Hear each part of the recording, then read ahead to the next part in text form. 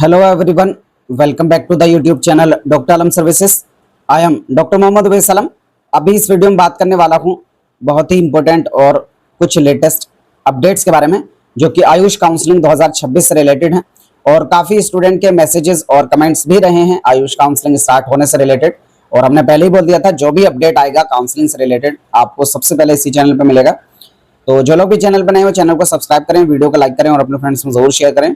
Already इस साल की एमबीबीएस बीडीएस की काउंसलिंग स्टार्ट हो चुकी है, ऑल इंडिया कोटा में भी, स्टेट में भी। फिर उसके बाद उन बच्चों के डाउट्स आते हैं जो आयुष काउंसलिंग करना चाहते हैं और उसका इंतजार कर रहे हैं। तो सबसे पहले अभी का जो सवाल लोगों का है वो है आयुष काउंसलिंग की डेट से रिलेटेड। तो ये ऑफिशियल वेबसाइट है, यहाँ पर अगर आप देखेंगे तो वेबसाइट अपडेट हो चुकी है। जो लास्ट ईयर का यहाँ पर रजिस्ट्रेशन वाला ऑप्शन था वो हटा दिया गया है और लेटेस्ट न्यूज़ के सेक्शन में दिखा रखे हैं कमिंग सून, जो कि न्यू एक नोटिफिकेशन है।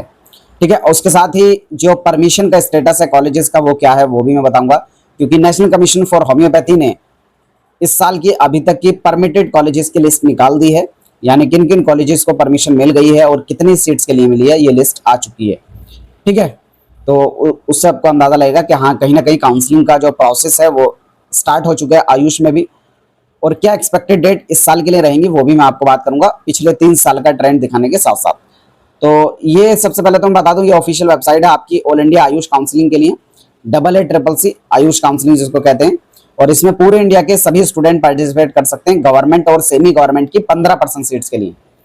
इसके बारे में अगर आपने काउंसलिंग की इन्फॉर्मेशन नहीं जानी है कि आयुष काउंसलिंग कैसे होती है, क्या रूल्स रेगुलेशन होते हैं, तो जो मैंने वीडियो बनाई थी आयुष काउंसलिंग के डिटेल्ड रूल्स रेगुलेशन के बारे में, आप वो वीडियो जाकर देखना ना। उसमें मैंने बताया था कि ऑल इंडिया की गवर्नमेंट कॉलेजेस की 15% सीट्स, सेमी गवर्नमेंट कॉलेजेस की भी 15% seats all India Ayush counselling AACCC से भरी जाती है। और इसमें हर एक स्टेट के बच्चे एलिजिबल रहते हैं क्योंकि ये विदाउट डोमिसाइल की सीट्स होती हैं, पूरे इंडिया के सभी बच्चे इस पर अप्लाई कर सकते हैं। तो यही वेबसाइट है AACCC.gov.in, यहीं से पूरी काउंसलिंग आपकी होनी है ऑल इंडिया आयुष की। और दूसरी वेबसाइट आपकी रहती है स्टेट आयुष की, तो आप जिस भी स्टेट के रहने वाले हैं उस स्टेट की आयुष काउंसलिंग में पार्टिसिपेट करेंगे। और अगर आपको प्राइवेट कॉलेज लेना है तो 100% आपको स्टेट कोटा से ही मिलेगा। ठीक है, तो जो लोग स्टेट के प्राइवेट आयुष कॉलेजेस में एडमिशन लेना चाह रहे हैं तो वो स्टेट की काउंसलिंग करेंगे। बाकी इसकी डिटेल्ड इन्फॉर्मेशन, कैसे काउंसलिंग होती है, क्या क्या स्टेप्स होते हैं, कौन कौन से कॉलेजेस हैं, क्या कट ऑफ रहती है, कहाँ पर कितनी सीट्स हैं, आपको कहाँ पर एडमिशन मिल सकता है, पूरे इंडिया के सभी कॉलेजेस की कॉलेज वाइज कट ऑफ, इस पर भी मैंने वीडियो बनाई थी ऑलरेडी। उस पर 15,000 से ज्यादा लोगों ने के जो व्यूज हैं वो आ चुके हैं, लगभग 15,000 से ज्यादा लोगों ने उसको देख लिया। बाकी अगर आपने नहीं देखी उस वीडियो को जाकर देख लेना, जिसमें मैंने पूरे इंडिया के सभी कॉलेजेस की कॉलेज वाइज और कैटेगरी वाइज कट ऑफ पर डिस्कस किया है पिछले साल की 3rd राउंड तक। उससे आपको ये अंदाजा लग जाएगा कि कहाँ पर कौन सा कॉलेज आपको रैंक के हिसाब से मिल सकता है।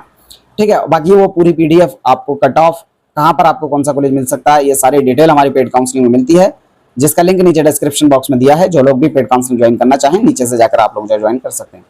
ठीक है, अब सबसे पहले मैं बात करता हूँ आपके शेड्यूल की, यानी इस साल की डेट जो है आपकी रजिस्ट्रेशन की वो क्या रहने वाली है। तो पिछले सालों में क्या क्या डेट्स रही हैं और इस साल एक्सपेक्टेड क्या डेट्स रह सकती हैं वो मैं आपको बताने वाला हूं। अगर आप पिछले साल की ऑल इंडिया आयुष काउंसलिंग के ट्रेंड की बात करेंगे तो नीट 2023 के अंदर आपका जो फर्स्ट राउंड है उसका रजिस्ट्रेशन 1 सितंबर से स्टार्ट हो गया था 2023 के अंदर।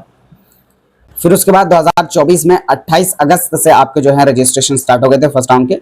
यहाँ पर ये ईयर जो है थोड़ा टाइपिंग एरर हो गया है, दूसरा जो कॉलम है वो नीट 2024 का है। 2024 में 28 अगस्त से आपके जो रजिस्ट्रेशन है वो स्टार्ट हो चुके थे। और 2025 की अगर आप बात करेंगे तो काउंसलिंग काफ़ी जल्दी स्टार्ट हो गई थी। मतलब एक तो ये था MBBS BDS की काउंसलिंग थोड़ा लेट से स्टार्ट हुई, और दूसरा ये कि आयुष की काउंसलिंग जो नॉर्मल टाइम था उससे भी पहले स्टार्ट हो गई। तो दोनों के बीच में MBBS BDS काउंसलिंग और आयुष काउंसलिंग दोनों के बीच में गैप बहुत ज़्यादा कम हो गया था। और यही रीज़न था, मैंने पिछले साल बताया था, जो पिछले साल की कट ऑफ डिस्कस की थी कि पिछले साल कट ऑफ हाई रही थी हर एक राउंड में।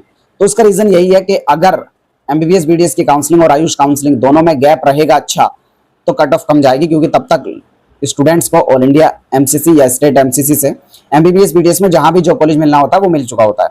लेकिन इसमें दिक्कत क्या होती है, अगर दोनों पास पास रहें MBBS BDS की काउंसलिंग और आयुष की काउंसलिंग, तो स्टूडेंट कंफ्यूज हो जाता है कि पहले दूसरे राउंड में कट ऑफ हाई रहती है MBBS BDS की, और वो पहले दूसरा राउंड ही करते हैं, तब तक पता लगता है ऑल इंडिया में कोई कॉलेज मिला नहीं उनको MBBS BDS का, तो वो क्या करते हैं आयुष में आके कॉलेजेस को ले लेते हैं और फिर इधर की तरफ कट ऑफ बढ़ जाती है। लेकिन अगर प्रॉपर गैप रहे, कम से कम 2 राउंड कंप्लीट हो जाए आयुष काउंसलिंग स्टार्ट होने से पहले, तब अच्छा खासा बच्चे को आइडिया लग जाता है कि हाँ 2nd राउंड तक इतनी कट ऑफ रही है और अभी 3rd राउंड में वो डिक्रीज हो सकती है। और जब तक आयुष का पहला राउंड होता है तब तक अगर third round all India MBBS BDS का हो जाए तो काफी श्योरिटी हो जाती है कि बच्चे को एमबीबीएस बीडीएस मिलेगा, तो वो उधर की तरफ ही चला जाता, फिर वो आयुष काउंसलिंग करता ही नहीं है। लेकिन अगर कंफ्यूजन रहे, दोनों में गैप नहीं रहता है, तो उस केस में स्टूडेंट दोनों तरफ काउंसलिंग करता है और पैनिक करके वो आयुष की सीट को जल्दी से ले लेता कि वो सोचता कहीं ऐसा ना हो ये भी सीट निकल जाए। तो उस केस में जो आयुष की कट ऑफ बढ़ जाती है, जैसे पिछले साल आपको देखने को मिला था। एक पैरामीटर ये तो रहता ही आपका कट ऑफ बढ़ने का। दूसरा पैरामीटर जो मैंने पहले ही बताया है वो आपका परमिशन का है, कितने कॉलेजेस को कितने सीट्स की परमिशन मिलती है, उस पर डिपेंड करता है क्या कट ऑफ रहेगी। लेकिन पिछले साल पहले दूसरे राउंड में कट ऑफ हाई रही, स्पेशली इसलिए क्योंकि सीट्स को परमिशन नहीं मिली थी। और एक बार अगर बच्चों में पैनिक क्रिएट हो जाए कि कट ऑफ हाई जा रही है, तो फिर वो जिसको जो भी सीट मिलती है वो ले लेते हैं। तो उस वजह से जो कट ऑफ है वो बढ़ती रहती है। अगर स्टूडेंट जिनको सीट मिल रही है वो एडमिशन नहीं लेते हैं और आगे की तरफ वो सीट बढ़ती है तो कट ऑफ कम रहती है। तो इसलिए आपके लिए तो फायदा है अगर आयुष काउंसलिंग थोड़ा देर से शुरू हो। लेकिन क्योंकि इन्होंने काउंसलिंग का प्रोसेस लगभग शुरू कर दिया तो मुझे लग रहा है ये लेट तो करेंगे नहीं। जो हम एक्सपेक्ट कर रहे हैं डेट्स वो मैं अभी आपको बता दूंगा, उसके आसपास ही ये लोग शुरू कर देंगे। और उससे भी अगर जल्दी स्टार्ट हुई या उस टाइम पर भी स्टार्ट होती है तो आपके लिए नुकसान है, अगर उससे थोड़ा लेट होती है तो आपके लिए फायदा है। आपका फायदा उसी में कि थोड़ा काउंसलिंग डिले से हो आयुष की, कम से कम एमबीबीएस बीडीएस के 2 राउंड हो जाएं तब आयुष की स्टार्ट हो, तब अच्छा खासा प्रॉपर गैप बीच में जो है मिल जाएगा। इससे पहले कि मैं आगे बढ़ूं, एक इंपॉर्टेंट अपडेट आप सभी के लिए, जो लोग भी पेड काउंसलिंग हमारी ज्वाइन करना चाहते हैं तो नीचे डिस्क्रिप्शन में आपको पेड काउंसलिंग ग्रुप का लिंक दिया है और नंबर भी हमारी टीम का प्रोवाइडेड है। आप वहां से जाकर जान सकते हैं आपको चांसेस किस कोर्स में मिलने के हैं और आप हमारी काउंसलिंग ज्वाइन कर सकते हैं। 2 प्लान्स रहते हैं, एक गोल्ड वाला प्लान है जिसका प्राइस 7,000 है। इसमें कंप्लीट काउंसलिंग के रूल्स रेगुलेशंस, अपडेट, डॉक्यूमेंट्स क्या क्या रिक्वायर्ड हैं, कौन कौन से कॉलेजेस आपको मिल सकते हैं, कॉलेजेस की प्रेफरेंस लिस्ट, काउंसलिंग के रूल्स रेगुलेशंस, जितने भी डाउट्स हैं उन सभी का सॉल्यूशन, 24 आवर्स डाउट सपोर्ट, और अगर कोई जरूरत पड़ती है तो कॉल पर भी उसका सॉल्यूशन प्रोवाइड किया जाएगा। और अलग अलग टाइम पर इसमें जो है ऑफर चलते रहते हैं, आप अपने टाइम के हिसाब से जो प्राइस चल रहा होगा उस पर ज्वाइन कर सकते हैं। ऑफिशियल प्राइस 7,000 का है। दूसरा प्लान है प्लेटिनम प्लान, इसमें पूरे काउंसलिंग के rules regulations, update, form filling, registration, choice filling, A to Z पूरा प्रोसेस हमारी टीम ही करेगी। इसका प्राइस 18,000 है। तो जो लोग भी चाहें वो ज्वाइन कर सकते हैं। नीचे डिस्क्रिप्शन में आपको पेड काउंसलिंग ग्रुप का लिंक दिया है। मैं आपको एक्सपेक्टेड डेट जो है इस साल के लिए बता देता हूँ कि क्या रह सकती है आपकी all India quota Ayush counselling जो एक्सपेक्टेड डेट रह सकती है, क्योंकि अभी वेबसाइट पे जो अलर्ट्स आने शुरू हो गए हैं, यानी वेबसाइट पे इन्होंने काम शुरू कर दिया है, तो अगले 7 से 10 दिन के अंदर अंदर ये वेबसाइट पर नोटिफिकेशन आपका जो है निकाल देंगे। ऑलरेडी आज 10 अगस्त है, तो आप मान के चलें 20 अगस्त तक जो है आपका नोटिफिकेशन आ जाएगा। और नोटिफिकेशन के कम से कम 5 से 8 दिन बाद जो आपकी रजिस्ट्रेशन स्टार्ट होते हैं, मतलब पहले नोटिफिकेशन निकालते हैं, ब्रोशर निकालते हैं, कॉलेजेस की लिस्ट निकालते हैं, तो उसमें भी काफी टाइम लगता है। ऐसा नहीं कि आज नोटिफिकेशन आया कल से काउंसलिंग स्टार्ट हो गई। आप सोचेंगे एमबीबीएस बीडीएस में तो इस बार ऐसे ही हो गया, सिर्फ 3 या 4 दिन का समय दिया था और 4 दिन बाद ही रजिस्ट्रेशन शुरू कर दिए, तो वो थोड़ा जल्दी किए हैं इस बार क्योंकि ऑलरेडी काउंसलिंग लेट हो गई थी इसलिए। ठीक है, आयुष में मुझे लग रहा है कि नॉर्मल टाइम से इनको निकालना चाहिए। तो अगर उस हिसाब से देखेंगे तो आपका जो रजिस्ट्रेशन है फर्स्ट राउंड का वो 25 अगस्त से लेकर स्टार्ट हो सकता है। 25 अगस्त से लेकर 30 अगस्त तक आपका जो रजिस्ट्रेशन है ऑल इंडिया कोटा आयुष का फर्स्ट राउंड का स्टार्ट हो सकता है। इसमें भी अगर 30 अगस्त या उसके बाद ही स्टार्ट हो तो बेहतर है आप सबके लिए, और ज्यादा चांस तो मुझे यही लग रहे हैं कि 25 से 30 के बीच में ही आपका जो रजिस्ट्रेशन स्टार्ट हो जाएगा और आपका जो शेड्यूल है वो 20 अगस्त तक आ जाएगा ऑल इंडिया आयुष काउंसलिंग का, और पूरे रूल्स रेगुलेशन ये सब भी आ जाएंगे। बात करेंगे स्टेट आयुष काउंसलिंग की, तो state Ayush counselling all India का फर्स्ट राउंड होने के बाद होती है। जैसे एमबीबीएस बीडीएस में चल रहा ना, पहले एआईक्यू का फर्स्ट राउंड होगा, फिर स्टेट का फर्स्ट राउंड होगा, फिर ऑल इंडिया का सेकंड होगा, फिर स्टेट का सेकंड होगा, फिर ऑल इंडिया का थर्ड, फिर स्टेट का थर्ड। तो इस टाइप से काउंसलिंग चलती है। वही सिनेरियो आयुष में भी रहेगा, पहले ऑल इंडिया यानी AA आयुष का फर्स्ट राउंड होगा और फिर उसके बाद स्टेट का फर्स्ट राउंड होगा। फर्स्ट राउंड ऑल इंडिया का रिजल्ट आने के बाद ही चॉइस फिलिंग जो है स्टेट की होगी। उसी तरीके से ऑल इंडिया सेकंड राउंड का होगा, फिर उसके बाद स्टेट का सेकंड होगा, ऑल इंडिया थर्ड का होगा, फिर स्टेट का थर्ड होगा। तो इसमें जो एक्सपेक्टेड डेट रह सकती है मेरे हिसाब से वो ज्यादातर स्टेट्स में 1 से लेके 5 सितंबर के बीच में जो है रह सकती है।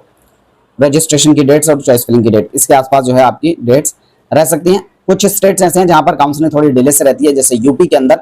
यूपी वाले अक्सर काउंसलिंग को लेट से शुरू करते हैं लेकिन टाइम पे खत्म कर देते हैं। ऐसा नहीं है कि लास्ट में लेट तक चलेगी, बीच में ज्यादा आपको टाइम नहीं देते हैं, जो शेड्यूल होता है उसके हिसाब से ही रहता है। तो यूपी वाले थोड़ा डिले का एक्सपेक्ट कर सकते हैं। वो मान के चल सकते हैं कि 5 तारीख से लेकर 10 सितंबर के बीच में जो है उनको, यहाँ पर मैं सितंबर बता रहा हूँ, जो अभी बताया था वो भी सितंबर, 1 से 5 सितंबर मैंने बाकी स्टेट का नॉर्मली, और यूपी में क्योंकि थोड़ा लेट से शुरू होती है तो 5 से 10 सितंबर के आसपास आप एक्सपेक्ट कर सकते हैं कि रजिस्ट्रेशन और काउंसलिंग पूरी स्टार्ट हो जाएगी।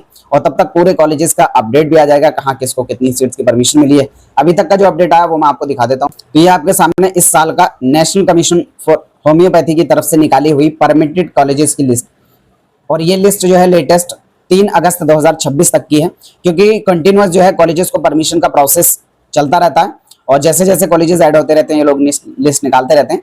तो होम्योपैथी यानी बीएचएमएस वालों ने अपनी लिस्ट जो है निकाल दी है।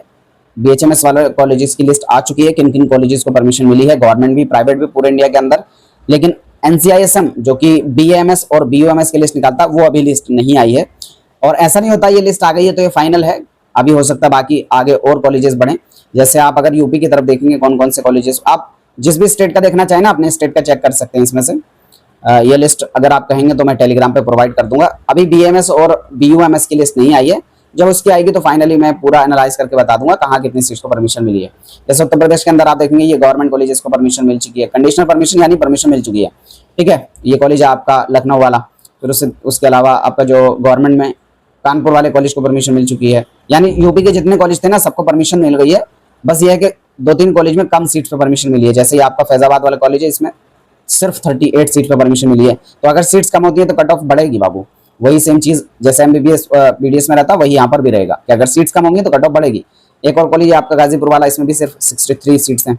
ओवरऑल 9 के 9 कॉलेजेस गवर्नमेंट में जितने थे उनको परमिशन मिल गई है यूपी में भी, और बाकी पूरे इंडिया के अंदर जितने कॉलेजेस हैं पूरे सभी को जहाँ जहाँ परमिशन मिल गई है, जहाँ नहीं मिली है उनको वैकेंट छोड़ दिया गया।